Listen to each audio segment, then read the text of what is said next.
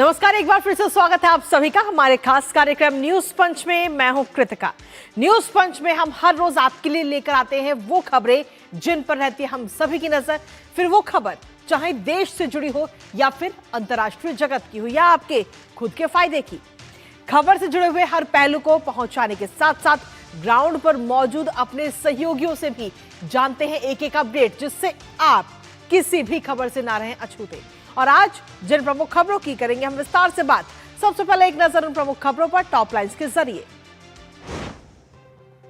और top lines के जरिए सबसे पहली और प्रमुख खबर आपको बता दें जो है उत्तर प्रदेश से जुड़ी है, जहां इंटरनेशनल होगा अब नोएडा और विकास को लगेंगे पंख। जी हां, आपको बता दें कि प्रधानमंत्री नरेंद्र मोदी बहुत जल्द ही यूपी का एक और सपना साकार करने जा रहे हैं। जेवर में जो एयरपोर्ट बनकर अब तैयार हो चुका है और बहुत जल्द प्रधानमंत्री नरेंद्र मोदी इसके पहले चरण का उद्घाटन भी करने जा रहे हैं। बताएंगे इसकी खासियत के बारे में और कब इसका उद्घाटन करेंगे। लेकिन इसके साथ ही जो दूसरी प्रमुख खबर वो है देश की राजधानी दिल्ली से जुड़ी, जहां दिल्ली विधानसभा का सत्र इस समय जारी है और इस सत्र में हंगामा हो रखा है शीश महल को लेकर। जी हां, शीश महल के खर्चों का रोल और खुल गई पोल, और ये बात प्रवेश वर्मा की तरफ से कही गई, जिन्होंने शीश महल में कौन सी चीज कितने की लगाई गई है उसका पूरा काला चिट्ठा खोल के रख दिया विधानसभा में।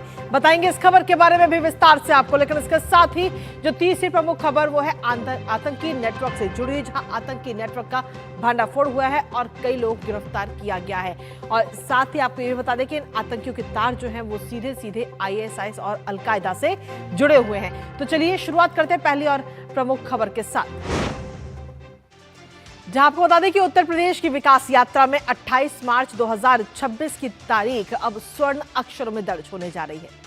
उत्तर प्रदेश वालों को जेवर एयरपोर्ट का इंतजार अब खत्म होने जा रहा है और प्रधानमंत्री नरेंद्र मोदी द्वारा नोएडा अंतर्राष्ट्रीय एयरपोर्ट के शुभारंभ के साथ ही उत्तर प्रदेश एक ऐसा कीर्तिमान स्थापित कर देगा जिसे अब तक देश का कोई भी राज्य नहीं छू सका है। जी हां, इस एयरपोर्ट के शुरू होते ही उत्तर प्रदेश देश के सबसे प्रगतिशील राज्य महाराष्ट्र, गुजरात, तमिलनाडु और केरल को पीछे छोड़कर सबसे ज्यादा अंतर्राष्ट्रीय हवाई अड्डों वाला भारत का पहला और इकलौता राज्य बन जाएगा। आखिर इस एयरपोर्ट की क्या कुछ है खासियत, बताएंगे आपको, साथ ही करेंगे चर्चा अपने संवाददाता से। उससे पहले आपको दिखाते हैं इंतजार की घड़ी हुई खत्म। तो जी हां, बहुत जल्द अब ये जेवर एयरपोर्ट शुरू होने जा रहा है और इंतजार की घड़ी अब खत्म हो चुकी है। प्रधानमंत्री नरेंद्र मोदी नोएडा इंटरनेशनल एयरपोर्ट का उद्घाटन करते हुए नजर आएंगे 28 तारीख को, जहां शनिवार को उत्तर प्रदेश के दौरे पर है प्रधानमंत्री नरेंद्र मोदी और इसी दौरान ये सौगात यूपी वालों को मिलने जा रही है। इस दौरान प्रधानमंत्री नरेंद्र मोदी टर्मिनल भवन का निरीक्षण करेंगे और निरीक्षण के बाद में एयरपोर्ट के जो पहला चरण है उसका उद्घाटन करते हुए नजर आएंगे। इसके साथ ही वहां पर जो लोग मौजूद होंगे उस दौरान वहां पर जनसभा को भी संबोधित करते हुए नजर आएंगे प्रधानमंत्री नरेंद्र मोदी। और दिल्ली एनसीआर का ये दूसरा इंटरनेशनल एयरपोर्ट है और इससे पहले अगर हम देखें तो इंदिरा गांधी हवाई अड्डा जो कि सालों से चल रहा है और उस हवाई अड्डे का पूरक ये हवाई अड्डा साबित होता हुआ नजर आएगा। लेकिन अगर नोएडा इंटरनेशनल एयरपोर्ट की खासियत की अगर हम बात करें तो वो क्या कुछ है वो भी आपको बता देते हैं। दरअसल की खासियत की अगर हम बात करें तो पीपीपी मॉडल के तहत इस एयरपोर्ट को तैयार किया गया है और इस एयरपोर्ट में 3900 मीटर लंबा रनवे है। वाइड बॉडी एयरक्राफ्ट को हैंडल करने की क्षमता इस एयरपोर्ट के पास में है और लगभग 11,200 करोड़ रुपए से इस पूरे एयरपोर्ट का निर्माण हुआ है। शुरुआत की अगर हम बात करें तो जब इसका उद्घाटन होगा उसके बाद में 1.2 करोड़ यात्री हर साल इस दौरान इस एयरपोर्ट के जरिए यात्रा करते हुए नजर आएंगे। ये इसकी क्षमता है और बाद में इसकी क्षमता हो जाएगी 70 मिलियन पैसेंजर्स की हर साल। और इसके साथ ही इसको उस हिसाब से ही विकसित किया जाएगा। मल्टी मॉडल कार्गो हब के तौर पे इसको विकसित होगा। एनर्जी एफिशिएंट सिस्टम से भी ये एयरपोर्ट लेस होगा। सड़क, रेल, मेट्रो और रीजनल ट्रांजिट सिस्टम से भी सीधे तौर पर यह एयरपोर्ट जुड़ेगा। यमुना एक्सप्रेसवे, बेहतर मल्टी मॉडल कनेक्टिविटी और साथ ही आईएलएस सिस्टम से भी ये एयरपोर्ट लेस होगा, जो कि सीधे तौर पर हम देखें तो पायलट की मदद करेगा अंधेरे में, कोहरे में और जब बारिश होती है उस दौरान, इन तमाम चीज़ों के दौरान आईएलएस सिस्टम जो है वो पायलट्स की मदद करेगा। और फ्यूचर में, भविष्य में एक साथ 178 विमान इस एयरपोर्ट पर खड़े हो सकेंगे। तो आप इसके अनुसार ही आप अंदाजा लगा सकते हैं कि कितना बड़ा ये एयरपोर्ट बनकर इस समय तैयार हो रहा है। हालांकि पहले चरण का उद्घाटन प्रधानमंत्री नरेंद्र मोदी शनिवार को करने जा रहे हैं, लेकिन इसके साथ ही जब इसका उद्घाटन हो जाएगा तो उसके बाद में उत्तर प्रदेश जो है वो 5 इंटरनेशनल एयरपोर्ट वाला पहला राज्य बन जाएगा। महाराष्ट्र, गुजरात, केरल को भी पीछे छोड़ते हुए उत्तर प्रदेश आ जाएगा पहले नंबर पे। क्योंकि इसके अलावा अगर हम देखें तो चौधरी चरण सिंह अंतर्राष्ट्रीय हवाई अड्डा जो कि लखनऊ में है, और इसके साथ ही कुशीनगर अंतर्राष्ट्रीय हवाई अड्डा जो कि कुशीनगर में मौजूद है। तो ये 2 हवाई अड्डे, इसके साथ ही अयोध्या का 1 हवाई अड्डा महर्षि वाल्मीकि अंतर्राष्ट्रीय हवाई अड्डा, और उसके बाद में अब ये नोएडा इंटरनेशनल हवाई अड्डा जेवर। तो ये इस नोएडा को मिलाकर के टोटल 5 इंटरनेशनल एयरपोर्ट अकेले उत्तर प्रदेश के पास में होंगे। हमारे साथ हमारे सहयोगी दिवांशु इस वक्त जुड़ गए हैं, सीधा उनका रुख करेंगे। दिवांशु, सीधे तौर पर देखिए तो एक जो सपना है उत्तर प्रदेश का वो अब साकार होने वाला है, खास तौर पर नोएडा और ग्रेटर नोएडा वालों के लिए, क्योंकि अब उन्हें कहीं भी यात्रा करने के लिए दिल्ली आने की जरूरत नहीं होगी, घंटों जाम में फंसने की जरूरत नहीं होगी। अब सीधा वो जेवर के जरिए ही कहीं भी यात्रा कर सकते हैं, जेवर एयरपोर्ट के जरिए। दिवांशु, देखिए बिल्कुल कृतिका, लंबे वक्त से जिस घड़ी का इंतजार था वो घड़ी अब आ चुकी है। 28 तारीख को प्रधानमंत्री नरेंद्र मोदी इस एयरपोर्ट के फेज 1 का उद्घाटन करने वाले हैं। पीपीपी मॉडल के तहत ये एयरपोर्ट तैयार हुआ है करीब 11,200 करोड़ रुपए की लागत से, और 28 तारीख की सुबह करीब 11:30 बजे के आसपास ये कार्यक्रम शुरू होगा। सबसे पहले प्रधानमंत्री नरेंद्र मोदी इस टर्मिनल बिल्डिंग का निरीक्षण करेंगे। वो पूरी टर्मिनल बिल्डिंग में घूमेंगे, जो इंजीनियर्स हैं उनसे बातचीत करेंगे, क्या कुछ फैसिलिटीज इस टर्मिनल बिल्डिंग में है उसका जायजा लेंगे। इसके बाद वो जनसभा को जो है वो संबोधित भी करेंगे। तो हम कह सकते हैं कि बहुत महत्वपूर्ण दिन है 28 तारीख, और कहीं ना कहीं किसी भी देश के लिए सबसे इम्पॉर्टेंट ये होता है कि उसकी जो ट्रांसपोर्ट व्यवस्था है वो कैसी है। और हमारे देश में जिस तरह से ट्रांसपोर्ट सेक्टर में जिस तरह से चेंजेस आ रहे हैं, लगातार देश में जो है एयरपोर्ट्स बन रहे हैं, वो ये साफ दर्शाता है कि हमारा देश जो है वो विकसित भारत के प्रति जो है वो अग्रसर है। कल भी हमने देखा था कि अश्विनी वैष्णव जो कि केंद्रीय मंत्री हैं, उन्होंने कहा था कि हम छोटी छोटी सिटीज़ में एयरपोर्ट बना रहे हैं कि लोगों को किसी प्रकार की दिक्कत ना हो, और यही है कि दरभंगा में एयरपोर्ट बनाया गया। इसके अलावा हमने अयोध्या में एयरपोर्ट देखा, और जेवर में भी एयरपोर्ट जिस तरीके से बना है, तो न केवल दिल्ली एनसीआर बल्कि ये जो पूरी बेल्ट है इसको कहीं ना कहीं फायदा होता हुआ नजर आएगा। क्योंकि अगर आप एनसीआर से दिल्ली का जो आईजीआई स्टेडियम है वहां जाते हैं तो आपके लिए करीब 2 से ढाई घंटे का वक्त लगता है, इतना टाइम किल होता है। लेकिन अगर आपकी फ्लाइट्स जो हैं वो जेवर एयरपोर्ट से ही होगी तो आपको ज्यादा दूरी तय करने की जरूरत नहीं पड़ेगी और समय बचेगा। जी बिल्कुल। और इसके साथ ही दिवांशु, एक और खास बात है कि जब जेवर एयरपोर्ट देशवासियों को मिल जाएगा तो उसके बाद में उत्तर प्रदेश जो है वो अकेला ऐसा राज्य है जिसके पास में 5 इंटरनेशनल एयरपोर्ट होंगे।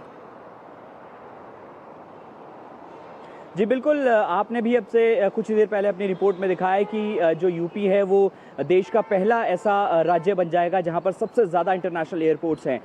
वही मैं आपको बता रहा था कि किसी भी विकसित देश के लिए सबसे इम्पॉर्टेंट पार्ट यही होता है। और न केवल जेवर एयरपोर्ट बल्कि आने वाले दिनों में कई ऐसी सिटीज़ हैं जहाँ पर जो प्रपोजल हैं वो अभी फ़िलहाल पेंडिंग है, और आने वाले कुछ सालों में हम वहाँ पर भी एयरपोर्ट देखते हुए जो है वो नज़र आएंगे। जी चलिए, बहुत बहुत शुक्रिया दिवांशु, तमाम जानकारी और अपडेट्स हमारे साथ साझा करने के लिए, इस महत्वपूर्ण खबर से जुड़े हुए। और इसी के साथ चलिए अब रुक कर लेते हैं हमारी अगली महत्वपूर्ण खबर का। और अब बात दिल्ली विधानसभा की, जहां तीखे प्रहार और फिल्मी उपमाओं की गूंज सुनाई दी गई जब पूर्व मुख्यमंत्री अरविंद केजरीवाल के शीश महल पर आई कैग रिपोर्ट पर चर्चा हुई। लोक लेखा समिति यानी पीएसी के निष्कर्षों को लेकर कैबिनेट मंत्री प्रवेश वर्मा ने पूर्व मुख्यमंत्री पर सीधा हमला बोला और तुलना फिल्म धुरंधर के विलेन रहमान डकैत से कर दी। प्रवेश वर्मा ने कहा कि जिस अहंकार में यह सिलसिला पूर्ण महल खड़ा हुआ था और खड़ा किया गया, उसे दिल्ली की धुरंधर जनता ने मिट्टी में मिला दिया। अब इस दौरान प्रवेश वर्मा ने शीश महल की फाइलों को खोलते हुए फिजूल खर्ची का पूरा कच्चा चिट्ठा पेश कर दिया। करेंगे चर्चा अपने संवाददाता से, उससे पहले आपको दिखाते हैं निशाने पर केजरीवाल। तो जी हाँ, ये रिनोवेशन है या फिर लूट है, ये अब आप ही डिसाइड कीजिएगा, क्योंकि केजरीवाल पर कई सारे सवालिया निशान इस समय खड़े हो रहे हैं। दिल्ली विधानसभा में कैग ऑडिट रिपोर्ट पर यह चर्चा हुई और इस चर्चा के दौरान प्रवेश वर्मा सीधे तौर पर हमलावर होते हुए भी नजर आए।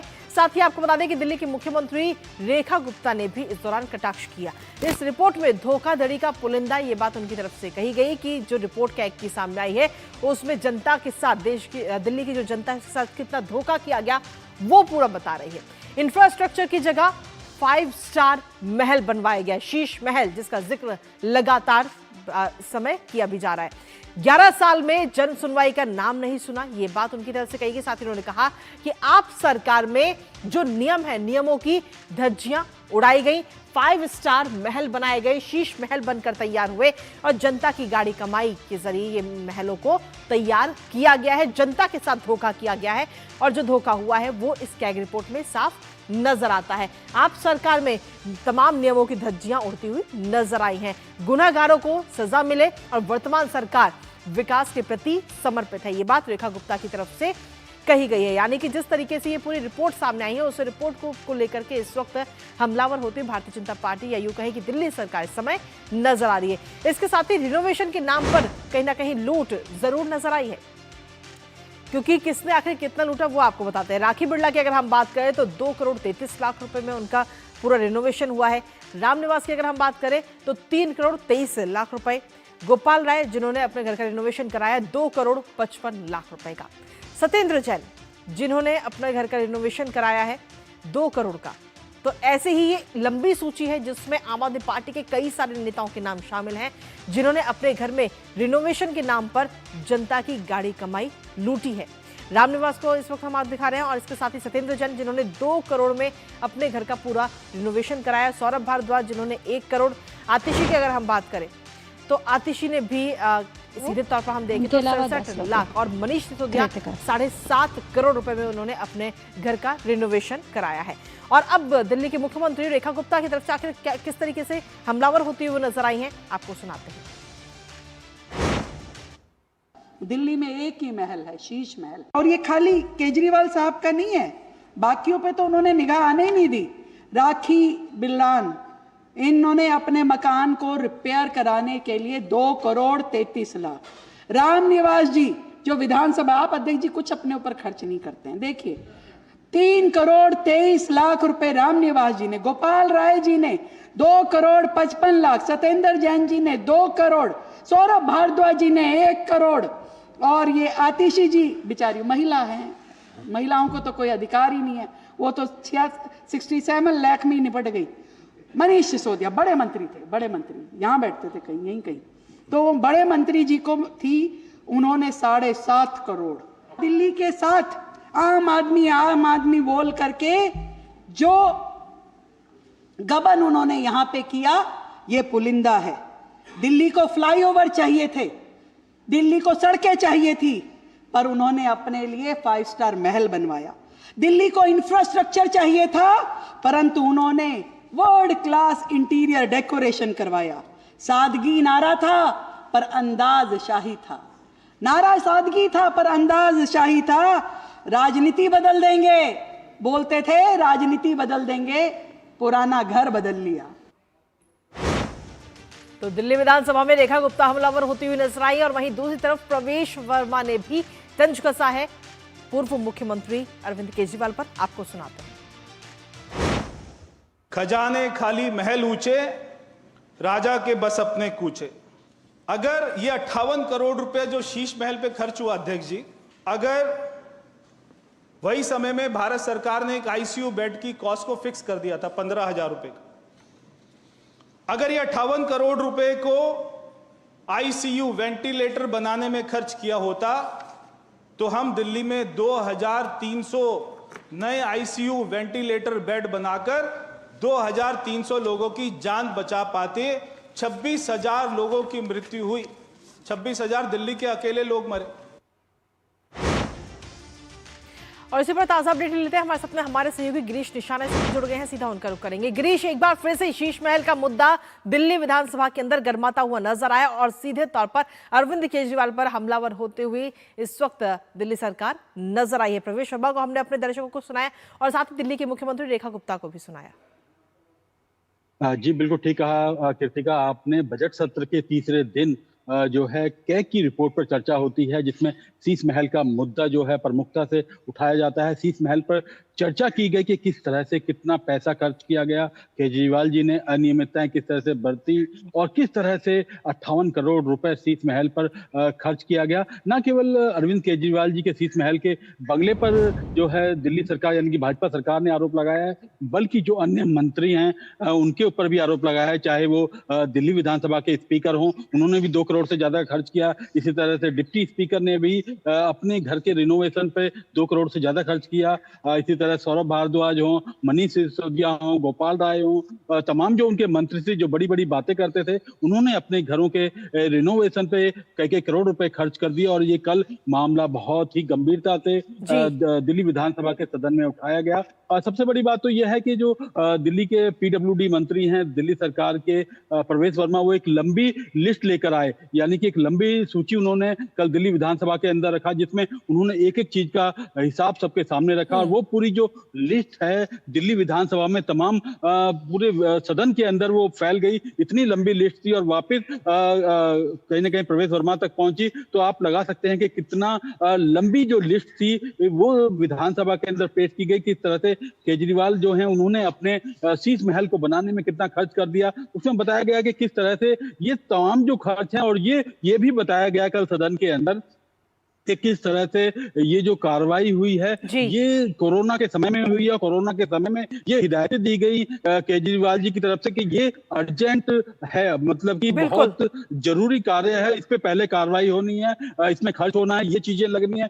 चाहे टीवी की बात की जाए तो काफी संख्या में टीवी की वहां पर बात की गई, चर्चा की गई। इसी तरह से एसी की बात की गई कि कितनी संख्या में वहां पर एसी लगाए गए। डाइनिंग टेबल की बात की गई कि कहां पर किस तरह से 23 से 28 लोग एक साथ बैठकर डाइनिंग टेबल पर खाना खा सकते हैं। कि कितने महंगे महंगे सामानों का इस्तेमाल किया गया, वो तमाम पहले तो पीडब्ल्यूडी मंत्री प्रवेश वर्मा ने ये सवाल उठाए। उसके बाद जब दिल्ली की मुख्यमंत्री खड़ी हुई तो उन्होंने बताया कि किस तरह से दिल्ली के जो तत्कालीन मुख्यमंत्री थे अरविंद केजरीवाल, उन्होंने कोरोना काल के अंदर किस तरह से अर्जेंट बेसिस पे ये तमाम काम कराए। जो बातें उन्होंने ईमानदारी की थी, जो कहते थे हम आम लोग हैं, वो आम लोग ना होके वो पास हो गए, वो तमाम मुद्दे कल कहीं ना कहीं सदन के अंदर देखने को मिले। लेकिन गिरीश, सीधे तौर पर अगर हम देखें तो ये बात सिर्फ दिल्ली के पूर्व मुख्यमंत्री अरविंद केजरीवाल तक सीमित नहीं रही, बल्कि उनके साथ में जो और भी उनकी पार्टी के विधायक थे, उन सभी ने जो अपने घरों का रिनोवेशन करा है, उन सभी में अधिकतर में करोड़ों रुपए खर्च हुए, किसी में 1 करोड़, किसी में 2 करोड़ रुपए। तो बात सिर्फ अरविंद केजरीवाल की नहीं है यहाँ पे।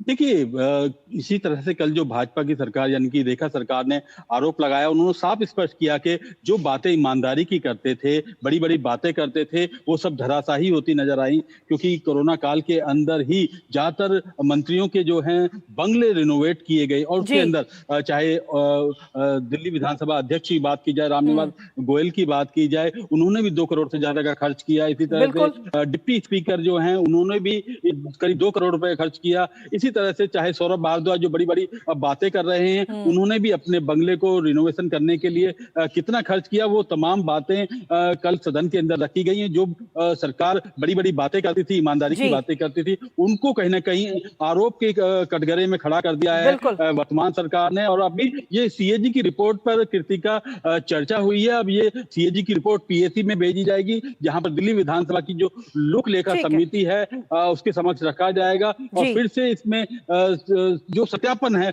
वो किया जाएगा। और सत्यापन होने के बाद फिर से पीएससी की जो रिपोर्ट है वो सदन के सामने आएगी।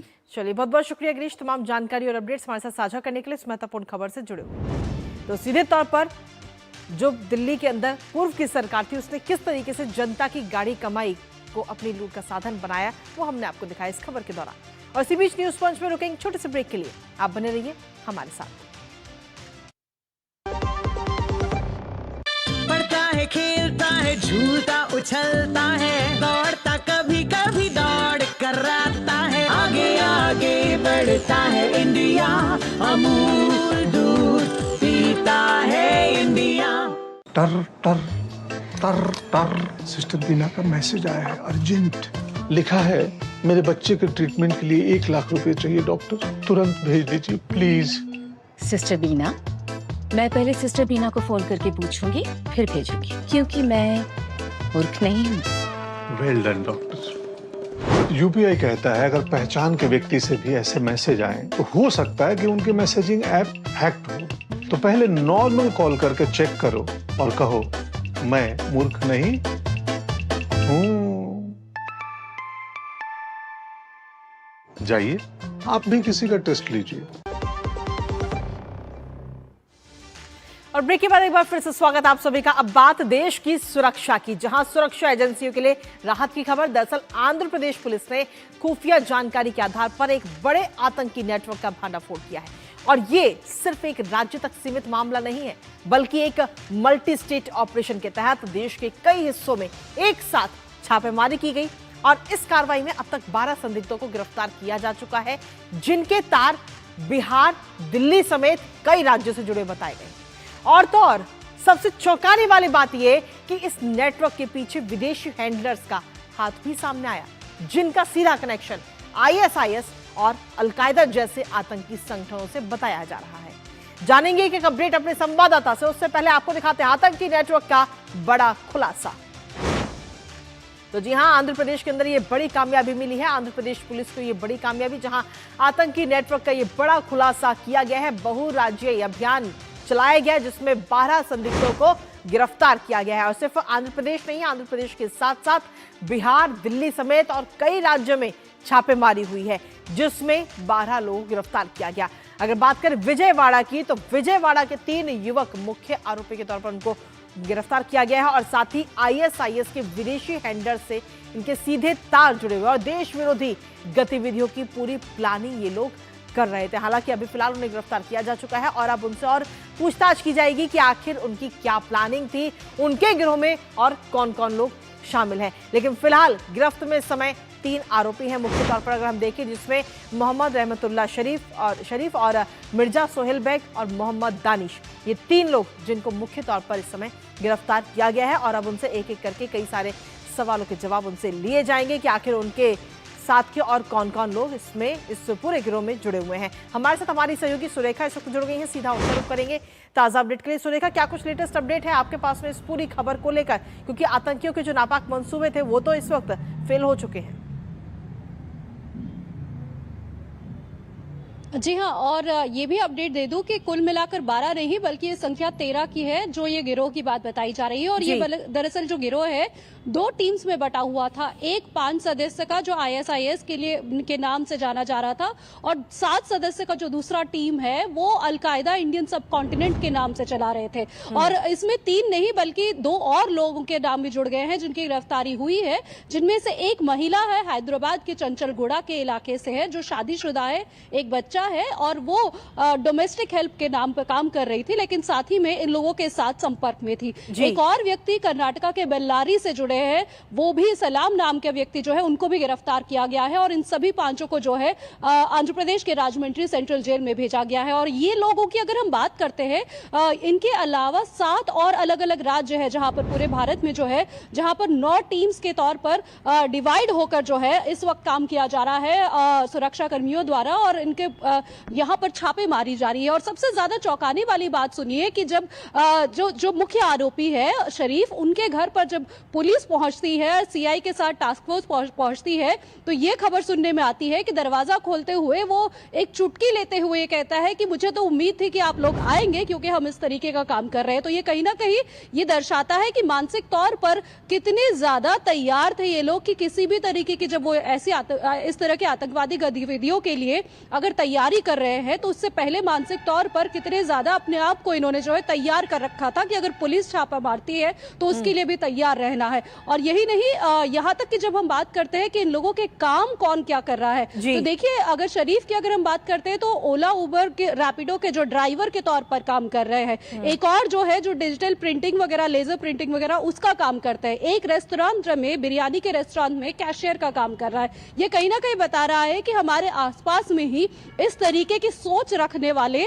जो देश विद्रोही काम करने के लिए नेट पर सर्च कर रहे हैं कि क्या विस्फोटक बम बनाए जा सकते हैं, कितना ज्यादा उससे आतंक फैल सकता है और किस तरीके से उसे बनाना है, ये सारी चीजें जो है वो नेट पर सर्च कर रहे हैं। और इनके लिंक देखिए पूरे देश भर में है, 7 राज्यों में अलग अलग जगहों पर, चाहे हम बिहार की बात करते हैं, वेस्ट बंगाल की बात करते हैं, राजस्थान की बात करते हैं या महाराष्ट्र की, तो पूरी तरीके से देश भर में जो है इन्होंने एक दूसरे के साथ संपर्क साधा हुआ था। और इन तीनों की भी अगर हम बात करते हैं, विजयवाड़ा के एक मस्जिद, वन टाउन मस्जिद जो के पास में जो मस्जिद है, वहां पर ये लोग जो है अक्सर मिला करते थे और यही से जो है इन्होंने इस तरीके के सोच विचार का आदान प्रदान किया है। और यही नहीं, यहां तक कि जब पुलिस इनके और जांच कर रही थी तो इसमें यह भी पता चला कि किस तरीके से डिजिटल जो है वो इन सारी चीजों में गतिविधियों में थे और वीडियोस वगैरह किस तरीके से बनाना और देखना, ये सारी चीजों को लेकर जो है बहुत ज्यादा सतर्क भी रह रहे थे और दूसरों को रेडिकलाइज करने के लिए भी